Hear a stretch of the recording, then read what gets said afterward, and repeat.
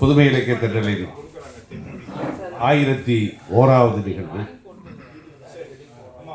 இன்றைய தினம் திருக்குறள் தொடர்பொழிவாக பொருள் செயல் வகை அதிகாரம் பற்றி நம்மிடையே உரையாற்றுவதற்காக திருக்குறள் அறிஞர் கோ பிச்சை வள்ளிநாயகம் அவர் வந்துள்ளார்கள். ஐயா அவர்களை மேடை கிடைக்கின்றேன்.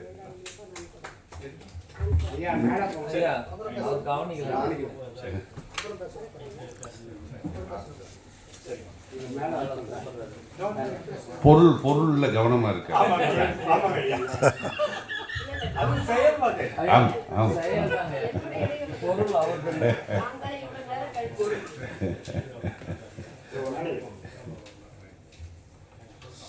நாகராஜன் அவர்களை கவிதை வாழ இருக்கின்றேன்.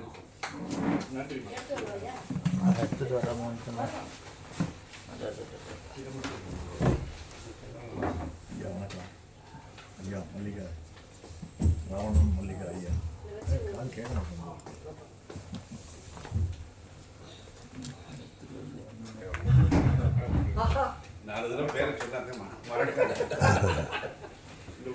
வித்தியாசமான பேர்.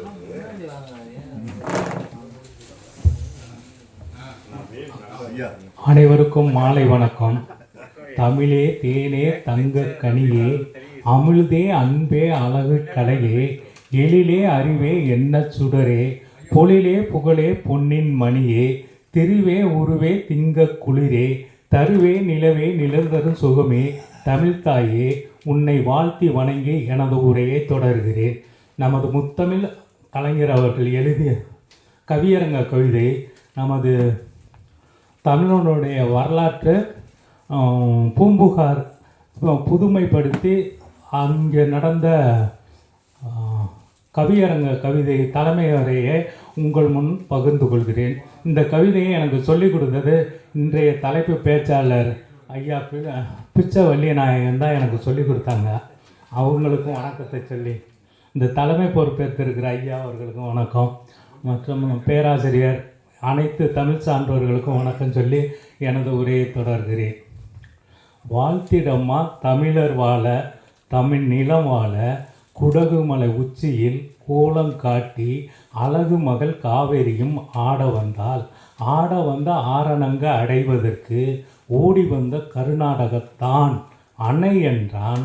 அவன் கையணையை தாண்டி கல்லணைக்கில் நுழைந்து தன் கற்பு நெறி காப்பதற்கு தஞ்சைக்கு தாவி வந்தால், பூம்பாவை காவேரியும் புகார் கேட்டு சோழ மன்னன் பூம்புகாரின் கடல் அலையை கணவனாக ஆக்கி காத்தான்.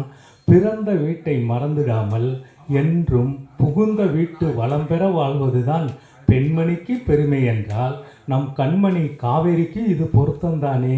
இவ்வாறு காவேரி புகுந்த பட்டினம்தான் காவேரி புகும்பட்டினமாக திரிந்து காவேரி பூம்பட்டினமாக மாறிற்றென்றேன். கரிகாலான் பெருவளத்தான் திருமாவளவன் கனிவு மிகு நட்புக்கு உரையும் வாழும், கயமை மிகு பகமைக்கு உரைவிட்டிருந்த வாழாம். உரை தலைநகராய் கொண்டு பின்னும் ஒரு ஊரை மணந்து கொண்டான் தலைநகராய். அந்த இருதாரா மனத்தானுக்கு வாய்த்த இளையவளே இனியவளா அங்கு நம்மை வரவேற்கும் பூம்புகாராம். நீரின் வந்த நிமிர்பறி புருவியும் காலின் வந்த கருங்கரி மூடையும் என பட்டினைப்பாலை முழங்குகின்ற துறைமுகம் பட்டினமா வழங்கிற்று அந்நாள். வடநாட்டு படையெடுப்பில் சோழன் மருவூர் பாக்கம் உண்டு, அங்கு மரங்களும் வீரர்கள் உண்டு. மருவூர் பெண்ணாசையால் மயங்குகின்ற மாநகர நம்பிகள் நடமாடும் பகுதி உண்டு. நாலாங்காடி உண்டு, அங்கு பிற நாட்டார்கள் நாள்தோறும் வருவது உண்டு. அரச வீதி, ஆடும் கொடித்தேர் வீதி, வணிகர் வீதி, வாய்மை நிற வேளாளர் வாழும் வீதி, மருத்துவ சோதிடர் மகரத கூத்தர் மண்டி கிடக்கும் யானை குதிரை சூழும் வீதி, சித்திரப்பாக்கம் என செப்பும் சீர்மலியும் பட்டினம் பாக்கமாக திகழ்ந்த அந்நாள்.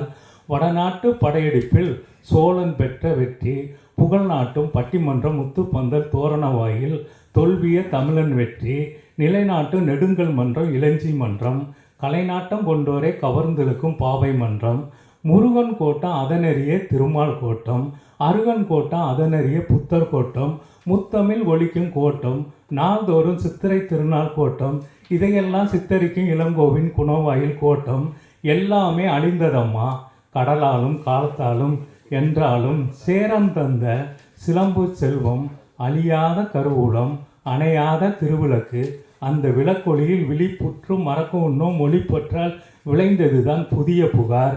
வெறும் வீணர்கள் தினை எழுப்புகின்ற புகார் அல்ல, வெங்குருதி தனிக்கமர்ந்து வீரன் செய்கின்ற தமிழ் மூச்சால் பொங்கி படைத்த புதிய புகார் பூம்புகார்.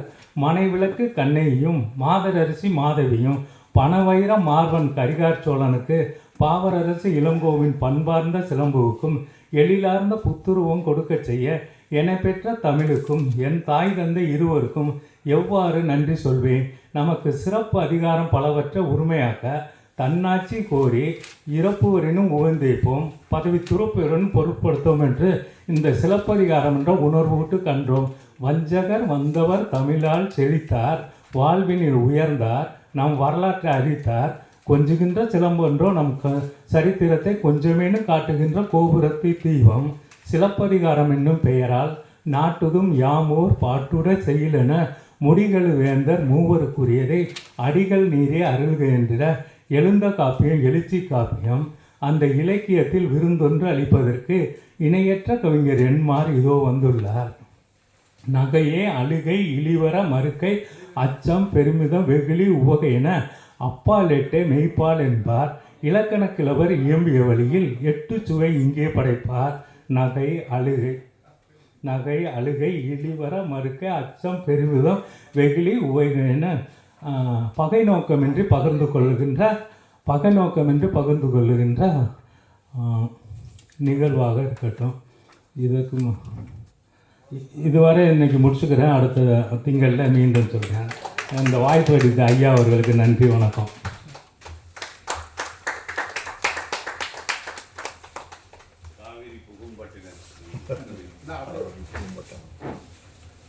வாங்க.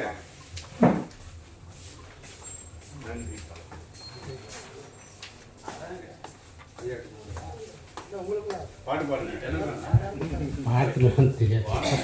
வணக்கம்.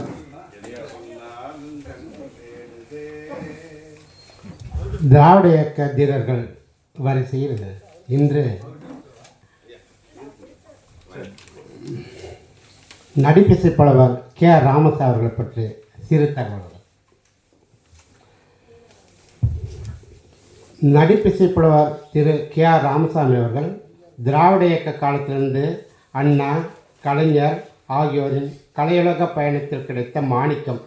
நடிப்பிலும் பாடுதலும் சிறந்து விளங்க என்னை தலைவர் பாட சொன்னார். நான் பாட்டாருங்க எல்லாம் எழுந்து போடுங்க, அதனால் பாட்டு தெரியாத.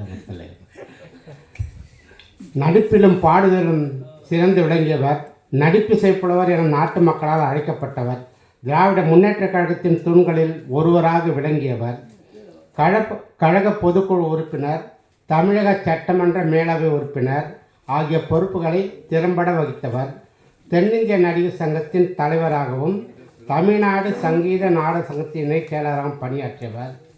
திமுக கழக துவக்க காலம் முதல் கழகத்திற்காக கலையுலகில் ஈட்டிய புகழையும் பொருளையும் அர்ப்பணித்தவர். தேர்தல் களத்தில் கழகம் ஈடுபட்ட வேலைகளில் தீவிரமாக பிரச்சார பணிகள் தன்மை ஈடுபடுத்தி கொண்டவர். பழகுவதற்கு இனியவர், பகுத்தறிவுச்சுடர், பாசத்துக்கு நண்பர்கள், தலைவர் கலந்துரைப்பட்டார். இப்படிப்பட்ட கே. ராமசாமி அவர்கள் நமது கலைவாணர் என்.எஸ். கிருஷ்ணன் அவர்களின் சம்பந்திமாவார். அவருடைய மகனை கே. ராமசாமி அவர்கள் மகள் திருமணம். அந்த பொண்ணு அவரோட பொண்ணு, அதாவது பேத்தி வந்து இந்த பிக் பாஸ் நிகழ்ச்சியெல்லாம் கலந்துனாங்க. இன்னொரு முக்கியமான செய்தி, அதாவது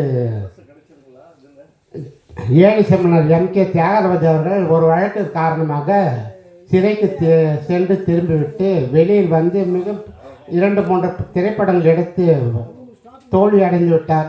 மிகவும் நொடித்து போயிருந்த நேரத்தில் பேரறிஞர் அண்ணா பெருந்தகை அவர்கள் பாகவதற்கு சொன்ன, ஐயா ஒரு படம் இருக்குது, நீங்கள் நடிச்சிங்கன்னா நல்லா இருக்கும், நீங்கள் நடிக்கிறீங்களான்னாரு. சொல்லுப்பா கதையை சொல்லுப்பான்னாரு. கதையெல்லாம் சொன்னார், எல்லாம் கேட்டார். அண்ணா தர என்னை போய் இந்த படத்தை சொல்லு, உங்கள் இயக்கம் வேறு எங்கள் இயக்கம் வேறு, நான் எவ்வளோ நாளாக சாமியை பற்றி பாடினேன், இங்கே போய் என்னை போய் நீ ஒரு 10 நடிக்க சொல்கிற, உனக்கு ரொம்ப நன்றிப்பா அப்படின்னாருண்ணா.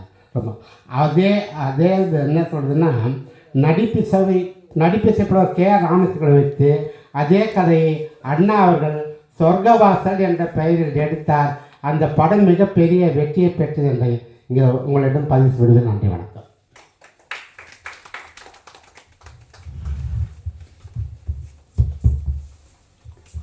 கேஆர்ஆர் அவர்களுடைய இந்த பாடல் எனக்கு 80களிலே இந்த இலங்கை வானொலியில் கேட்ட பொழுது மனதிலே பதிந்த பாடல் இந்த பாடல்.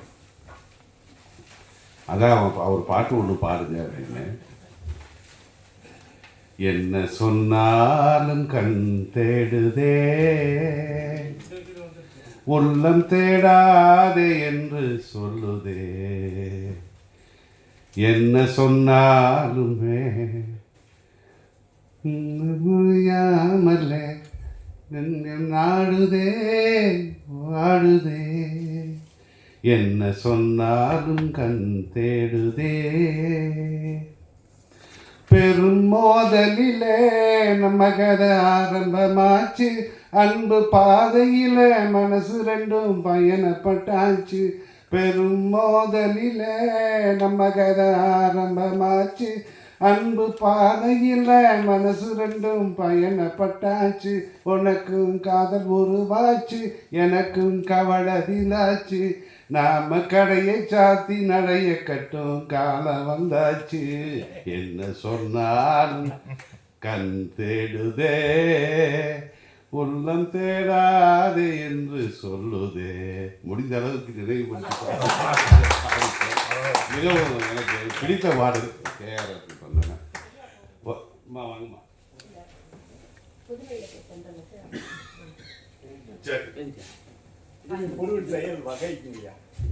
பொருள் செயல் வகை. அம்மா தனலட்சுமி அவர்கள் 1000 ரூபாய் கொடுத்துள்ளார்கள். அம்மா அவர்களுக்கு நன்றி. இன்றைய தினம் ஐயா பிச்சை வழிநாயகம் அவர்கள் 500 ரூபாயும், ஐயா தட்சிணாமூர்த்தி அவர்கள் மாதந்தோறும் வழங்கும் 1000 ரூபாயை இந்த மாதமும் தவறாது கொடுத்துள்ளார். கொடையாளர்களுக்கு நெஞ்சார்ந்த நன்றி. வரவேற்புரையாற்றுவதற்காக தாமோதரன் அவர்களை அன்போடு அழைக்கின்றேன்.